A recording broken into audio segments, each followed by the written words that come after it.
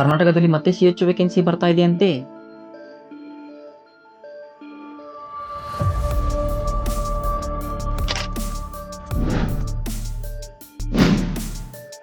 ಹೌದು ಸ್ನೇಹಿತರೆ, ನೋಟಿಫಿಕೇಶನ್ ಸದ್ಯದಲ್ಲಿ ಬರುವ ನಿರೀಕ್ಷೆ ಇದೆ. Hello friends, welcome to my YouTube channel. ನಾವು ಈ ವಿಡಿಯೋದಲ್ಲಿ ಕರ್ನಾಟಕದ ಸಿ.ಎಚ್ ವೇಕೆನ್ಸಿ ಬಗ್ಗೆ ಮಾತಾಡೋಣ. ನೀವೇನಾದರೂ ಕರ್ನಾಟಕ ಸಿ.ಎಚ್ ವೇಕೆನ್ಸಿಗಾಗಿ ಕಾಯ್ತಿದ್ದರೆ ಈ ವಿಡಿಯೋ ನಿಮಗಾಗಿ. ಹೌದು ಸ್ನೇಹಿತರೆ, ಬಹಳ ಜನ ಕೇಳ್ತಾ ಇದ್ರು ಕರ್ನಾಟಕ ಸಿ.ಎಚ್ ವೇಕೆನ್ಸಿ ಯಾವಾಗ ಬರುತ್ತೆ ಅಂತ.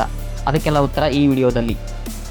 ಈಗಾಗಲೇ ಆರೋಗ್ಯ ಇಲಾಖೆ ಹಂತದಲ್ಲಿ ಸಿ.ಎಚ್ ವೇಕೆನ್ಸಿ ಕಾಲ್ ಫಾರ್ಮ್ ಬಗ್ಗೆ ಡಿಸ್ಕಷನ್ ನಡೀತಿದ್ದು, ಮೂಲಗಳ ಪ್ರಕಾರ ಕರ್ನಾಟಕದಲ್ಲಿ 1,000 ಹೊಸ ಸಮುದಾಯ ಆರೋಗ್ಯಾಧಿಕಾರಿಗಳ ನೇಮಕಾತಿಗಾಗಿ ಆರೋಗ್ಯ ಇಲಾಖೆಯಿಂದ ಆರ್ಥಿಕ ಇಲಾಖೆಗೆ ಪ್ರಸ್ತಾವನೆ ಸಲ್ಲಿಕೆಯಾಗಿದ್ದು, ಇನ್ನೇನು ಆರ್ಥಿಕ ಇಲಾಖೆಯಿಂದ ಅನುಮತಿ ಬಂದರೆ ಖಂಡಿತವಾಗಿ ಈ ಮುಂದಿನ 2026-27ನೇ ಆರ್ಥಿಕ ಸಾಲಿನಲ್ಲಿ ನೇಮಕಾತಿ ಪ್ರಕ್ರಿಯೆ ನಡೆಯುತ್ತದೆ ಎಂದು ಮೂಲಗಳ ಪ್ರಕಾರ ತಿಳಿದುಬಂದಿದೆ. ಕರ್ನಾಟಕದಲ್ಲಿ ಈಗಾಗಲೇ 5,800 ಸಮುದಾಯ ಆರೋಗ್ಯಾಧಿಕಾರಿಗಳು ಆರೋಗ್ಯ ಮತ್ತು ಕ್ಷೇಮ ಕೇಂದ್ರಗಳಲ್ಲಿ ಕಾರ್ಯನಿರ್ವಹಿಸುತ್ತಿದ್ದು, ಇನ್ನೂ ಹೆಚ್ಚುವರಿಯಾಗಿ 1,000 ಸಮುದಾಯ ಆರೋಗ್ಯಾಧಿಕಾರಿಗಳ ನೇಮಕಾತಿಗಾಗಿ ಪ್ರಸ್ತಾವನೆಯನ್ನು ಸಲ್ಲಿಸಿದೆ.